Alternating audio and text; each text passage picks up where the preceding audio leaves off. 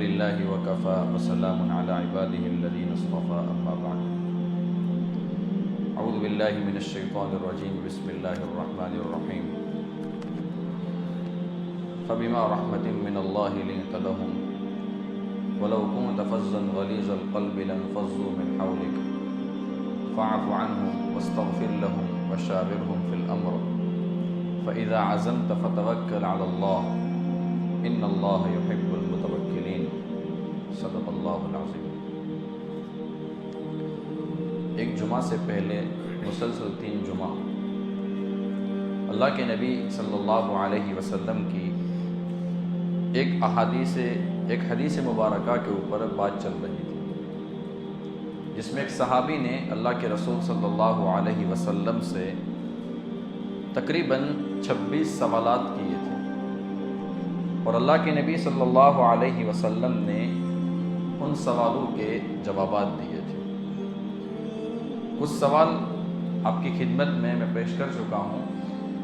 اب اگلا سوال ہے، ان صحابی نے اللہ کے نبی صلی اللہ علیہ وسلم سے فرمایا کہ یا رسول اللہ، میں یہ چاہتا ہوں کہ میں بہت نیک بن جاؤں، میری تمنا ہے کہ میرے اندر نیکی آ جائے، میں بہت نیک بن جاؤں، بہت صالح بن جاؤں۔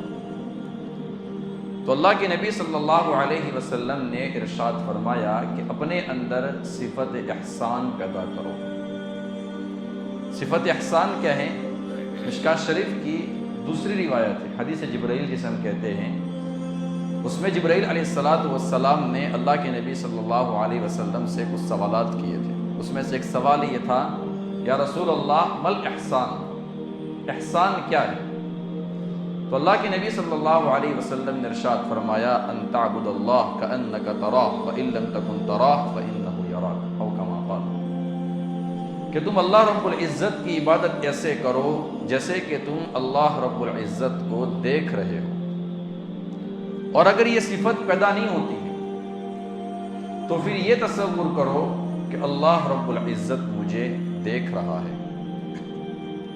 یقیناً یہ ایک ایسا فارمولہ اللہ کے نبی صلی اللہ علیہ وسلم نے بتایا ہے کہ بندہ اپنی زندگی کے ہر کام میں اگر اس چیز کو دیکھے نا کہ میں جو بھی کام کرنے جا رہا ہوں میرا اللہ مجھے دیکھ رہا ہے، میرا اللہ مجھے دیکھ رہا ہے، میرا اللہ مجھے دیکھ رہا ہے، اگر بار بار بندہ اس چیز کو سوچے تو انسان کی جو زندگی ہے وہ اللہ رب العزت کی اطاعت کے اوپر آ جائے گی۔ تو صحابی نے اللہ کے نبی صلی اللہ علیہ وسلم سے یہ سوال کیا کہ میں بہت نیک بن جاؤں، کیسے بن سکتا ہوں؟ تو اللہ کے نبی نے فرمایا، تم اللہ رب العزت کی عبادت ایسے کرو جیسے کہ تم اللہ رب العزت کو دیکھ رہے ہو۔ اور اگر یہ صفت پیدا نہیں ہوتی، اور یاد رکھنا امتی کو یہ صفت نہیں مل سکتی، حضرت مولانا محمد الیاس گلمن دامت برکاتہم فرماتے ہیں کہ اس کا تعلق انبیاء کرام علیہ السلام کی ذات سے ہے، ان کو یہ صفت ملتی ہے، امتی کو نہیں مل سکتی۔ امتی کے لیے دوسرا آپشن ہے، وہ کیا ہے کہ وہ اللہ تمہیں دیکھ رہا ہے۔ پھر اللہ کے نبی صلی اللہ علیہ وسلم سے ان صحابی نے سوال کیا، یا رسول اللہ، میں یہ چاہتا ہوں کہ میرا ایمان کامل ہو جائے، میرا ایمان مکمل ہو جائے، کیسے ہو سکتا ہے؟ تو اللہ کے نبی صلی اللہ علیہ وسلم نے ارشاد فرمایا کہ اپنے اخلاق کو عمدہ کر دو، اپنے اخلاق کو اچھے کر دو۔ اخلاق ہے نا، ہم کیا سمجھتے ہیں، اور ایک اعتبار سے یہ ٹھیک بھی ہے، ہم کیا سمجھتے ہیں کہ کسی کو مسکراہٹ کے ساتھ ملنا، کھندا پیشانی کے ساتھ ملنا، نرم گفتگو کرنا، یہ اخلاق ہے۔ یقیناً یہ بھی اخلاق ہے قرآن و حدیث کی روشنی میں۔ اخلاق کا ایک معنی علماء کرام نے اور بیان کیا ہے، وہ کیا ہے؟ اخلاق دل کی کیفیت کا نام ہے۔ جب انسان کے اخلاق اچھے ہوتے ہیں تو پھر انسان صرف یہ نہیں کہ میں لوگوں کے ساتھ برتاؤ اچھا کروں، بلکہ انسان پھر یہ بھی سوچتا ہے کہ میری سوچ لوگوں کے بارے میں اچھی ہونی چاہیے، امت کے بارے میں میرے دل کے اندر ہمدردی ہونی چاہیے، امت کے بارے میں میں لوگوں کے سامنے شکوہ شکایت نہ کروں کہ امت یہ گناہ کر رہی ہے، یہ گناہ کر رہی ہے، یہ گناہ کر رہی ہے۔ انسان کے جو جذبات ہوتے ہیں وہ جذبات بہتر بن جاتے ہیں جب انسان کے اخلاق اچھے بنتے ہیں۔ تو اخلاق نام ہے دل کی کیفیات کا، اور اللہ کے نبی صلی اللہ علیہ وسلم خود اخلاق کی دعائیں کیا کرتے تھے، اخلاق کو اللہ رب العزت سے مانگتے تھے۔ بلکہ قرآن کریم کی جو آیت خطبے میں نے پڑھی اللہ رب العزت ارشاد فرماتے ہیں فَبِمَا رَحْمَةٍ مِّنَ اللَّهِ لِنْتَ لَهُمْ، میرے نبی آپ لوگوں کے ساتھ نرمی کا برتاؤ کرتے ہیں. وَلَوْ كُنْتَ فَظًّا غَلِيظَ الْقَلْبِ لَانفَضُّوا مِنْ حَوْلِكَ، میرے نبی اگر آپ سخت مزاج ہوتے، سخت دل والے ہوتے، تو یہ جو صحابہ کرام آپ کے ارد گرد جو گھومتے ہیں نا، وہ کبھی آپ کے پاس نہ آتے. پھر اللہ رب العزت نے کیا فرمایا؟ فَاعْفُ عَنْهُمْ، میرے نبی آپ ان کے ساتھ درگزر کا معاملہ رکھیں. وَاسْتَغْفِرْ لَهُمْ، میرے نبی آپ ان کے لیے استغفار کریں، میرے سے مغفرت کی دعا مانگے. وَشَاوِرْهُمْ فِي الْأَمْرِ، اور اہم کاموں کے اندر ان سے مشورہ کیا کریں. فَإِذَا عَزَمْتَ فَتَوَكَّلْ عَلَى اللَّهِ، خلاصہ بتا رہا ہوں، جب کوئی ایک رائے آپ طے کر لیں تو پھر آپ اللہ رب العزت کی ذات کے اوپر بھروسہ کریں. ان اللہ یحب المتوکلین، اللہ رب العزت بھروسہ کرنے والوں کو محبوب رکھتے ہیں، پسند فرماتے ہیں. تو اللہ کے نبی صلی اللہ علیہ وسلم کو یہ بات کہی جا رہی ہے. اور اللہ کے نبی جب دعا مانگتے تو کیا دعا مانگتے ہیں؟ اللہم احسنت خلقی، آئینے میں دیکھنے کی جو دعا ہے، ہم ذرا غور کریں اس دعا کے اوپر کہ کتنی پیاری دعا اور کتنی جامع دعا اللہ کے نبی صلی اللہ علیہ وسلم نے امت کو بتائی ہے. اللہم احسنت خلقی فاحسن خلقی، اے اللہ آپ نے میرے چہرے کو، میری خلقت کو، میرے ڈھانچے کو بہترین بنایا ہے. اے اللہ آپ میرے اخلاق کو بھی بہترین کر دیجیے. ہم کبھی نہیں کہتے یہ انسان کالا کلوٹا ہے، یہ انسان بدصورت ہے. بدصورت کبھی کسی کو نہیں کہنا چاہیے. کیوں؟ اس لیے کہ اللہ رب العزت قرآن کریم پارہ نمبر 30 میں فرماتے ہیں لَقَدْ خَلَقْنَا الْإِنسَانَ فِي أَحْسَنِ تَقْوِيمٍ، ہم نے انسان کو بہترین ڈھانچے میں پیدا کیا ہے. جس ڈھانچے کو اللہ رب العزت یوں کہتے ہو کہ وہ بہترین ہے، تو میں اور آپ کسی کو بد کیسے کہہ سکتے ہیں؟ نہیں کہہ سکتے. تو اللہ کے نبی صلی اللہ علیہ وسلم کیا دعا مانگتے ہیں کہ اللہ آپ نے میری صورت کو بہترین بنایا ہے، آپ میرے اخلاق کو بہترین کر دیجیے. اللہ کے نبی صلی اللہ علیہ وسلم نے ایک دعا مانگی کہ اللہ آپ مجھے بہترین اخلاق کی ہدایت فرما دیجئے، مجھے بہترین اخلاق دے دیجئے، اور آپ کی ذات کے علاوہ مجھے کوئی بہترین اخلاق نہیں دے سکتا ہے. میں خلاصہ بتا رہا ہوں اردو میں. پھر اللہ کے نبی نے فرمایا کہ اللہ برے اخلاق کو میرے سے دور کر لیجئے، برے اخلاق سے مجھے بچا لیجئے، اور برے اخلاق سے بچانے والا آپ کی ذات کے علاوہ اور کوئی نہیں ہے. یہ دعا کون مانگ رہا ہے؟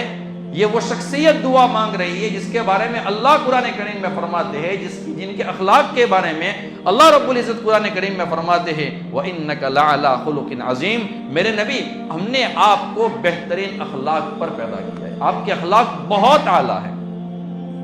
وہ ذات دعا مانگ رہی ہے. میں نے اور آپ نے میرے دوستو ایمان سے اپنے دل کو بتانا ہے کہ ہم نے اپنے اخلاق کی بہتری کے لیے 2 رکعت نفل پڑھ کر کتنی مرتبہ دعائیں مانگی. شاید اکا دکا بندے مل جائیں گے کہ جو دعائیں کرتے ہو، ورنہ انسان ہمیشہ اپنے آپ کے بارے میں تو یہی تصور کرتا ہے کہ میرے اخلاق بہت بہتر ہے.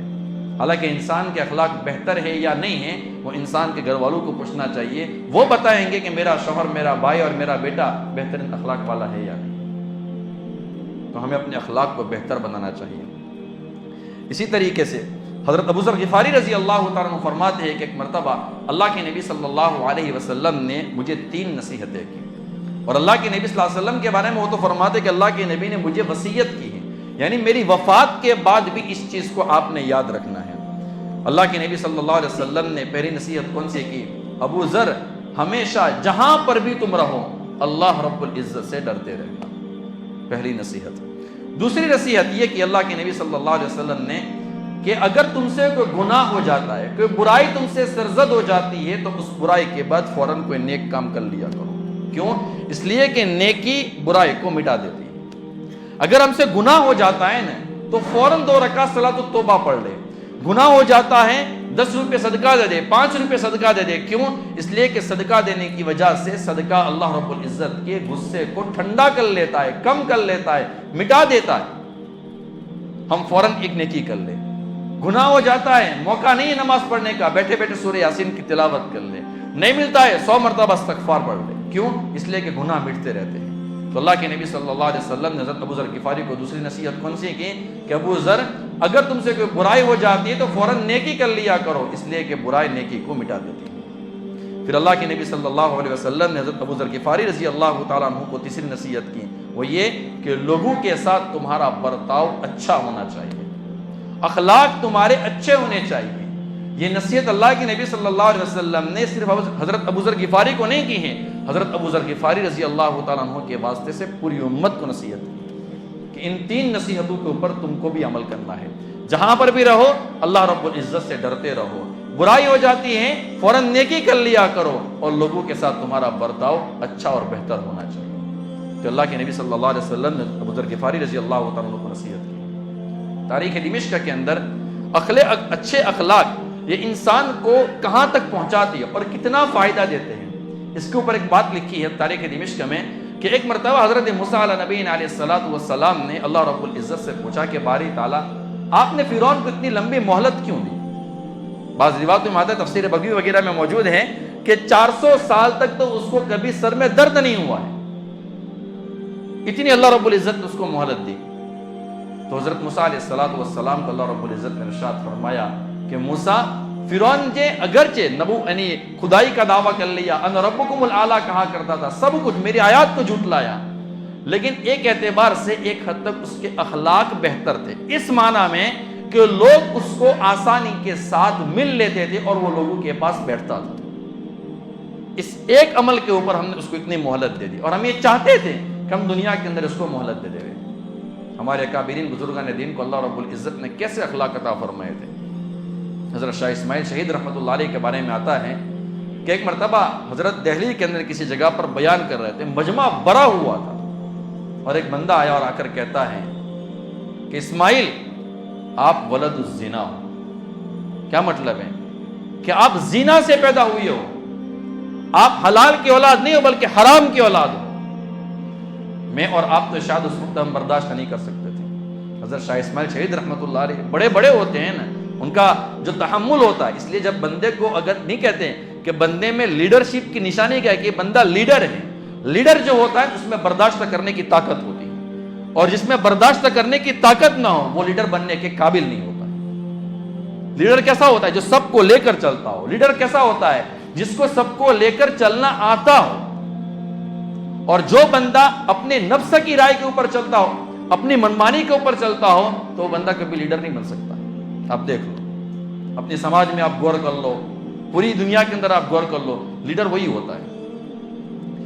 تو حضرت شاہ اسماعیل شہید رحمۃ اللہ علیہ بڑے تھے نا، اللہ رب العزت نے بہت بڑا ان سے کام لیا ہے۔ تو کسی نے کہا کہ حضرت آپ حرامی ہو، کہ آپ ولد الزنا ہو، تو حضرت نے اپنا سر جھکا لیا اور ٹھنڈی سانس لی، اور پھر فرمایا کہ بھائی آپ غلط کہتے ہو، اس لیے کہ میرے والد صاحب اور میری والدہ نے جب نکاح کیا تھا تو اس نکاح کے گواہ اب بھی دہلی کے اندر موجود ہیں۔ اس نکاح کے گواہ اب بھی دہلی کے اندر موجود ہیں۔ یہ اللہ رب العزت نے ہمارے اکابرین کو صفت عطا فرمائی۔ حضرت سلمان فارسی رضی اللہ تعالیٰ عنہ فرماتے ہیں کہ جس انسان کے ساتھ اللہ رب العزت برائی کا برتاؤ کرتے ہیں نا، تو 4 چیزیں اس کے اندر ڈال دیتے ہیں۔ پہلی چیز کیا ہے؟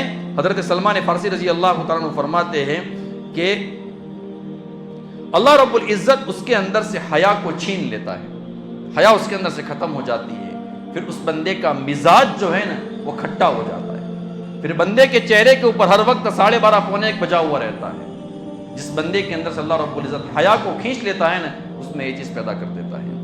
دوسری نشانی حضرت سلمان فارسی رضی اللہ تعالیٰ نے فرمایا کہ اللہ رب العزت اس کے اندر سے رحم اور ترحم کو کھینچ لیتا ہے، نہ اس کے اوپر کوئی بندہ رحم کرتا ہے، نہ اس کے اندر یہ صفت ہوتی ہے کہ وہ بندہ کسی کے اوپر رحم کرے۔ اور جب اللہ رب العزت اس کے اندر سے رحم کو کھینچ لیتا ہے، رحم کو ختم فرما لیتا ہے، تو پھر اس کے اخلاق یہ برے بن جاتے ہیں۔ تیسری چیز حضرت سلمان فارسی رضی اللہ عنہ فرماتے ہیں کہ جس بندے کے ساتھ اللہ رب العزت برائی کا برتاؤ کرتے ہیں، امانت داری کو اس کے اندر سے کھینچ لیتے ہیں، وہ بندہ خیانت کرنے والا بن جاتا ہے۔ اور چوتھی چیز، جس بندے سے اللہ رب العزت برائی کا برتاؤ کرتے ہیں، اللہ رب العزت اس کے سینے کے اندر سے اسلام کی دولت کو کھینچ لیتا ہے، پھر وہ بندہ لعین و ملعون بن جاتا ہے، وہ اللہ کی رحمت سے دور ہو جاتا ہے۔ ہم سب دعا کرتے اللہ رب العزت سے کہ اللہ تبارک و تعالی ہم سب کو اللہ کے نبی صلی اللہ علیہ وسلم کے عالی اخلاق عطا فرمائے اور صحابہ کرام کے عالی اخلاق عطا فرمائے۔